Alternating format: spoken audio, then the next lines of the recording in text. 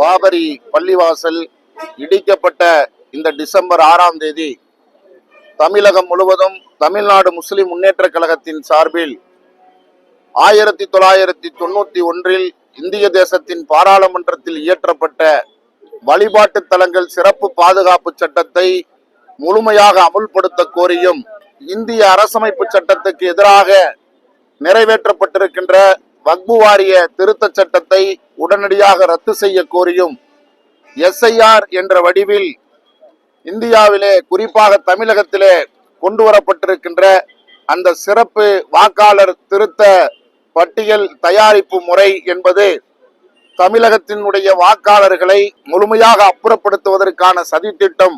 எனவே இந்த SIR பணிகளை உடனடியாக ரத்து செய்ய கோரியும் தமிழகம் முழுவதும் தமிழ்நாடு முஸ்லிம் முன்னேற்ற கழகத்தின் சார்பில் இந்த போராட்டத்தை நாங்கள் நடத்தி கொண்டிருக்கிறோம். 1991 சிறப்பு வழிபாட்டு தலங்கள் பாதுகாப்பு சட்டம் இன்று வரை அமலிலே இருக்கின்ற போது நாடு முழுவதும் இருக்கக்கூடிய மாவட்ட நீதிமன்றங்களிலே பள்ளிவாசல்களுக்குள் சிலைகள் இருப்பதாக அப்பட்டமான பொய்களை கூறி சிறு சிறு உத்தரவுகளை பெற்று அகழ்வாராய்ச்சி என்ற ஒரு சதி திட்டத்தை நிகழ்த்தி பள்ளிவாசல்களை அபகரிக்கக்கூடிய முயற்சியை உடனடியாக தடுத்து நிறுத்த வேண்டும்.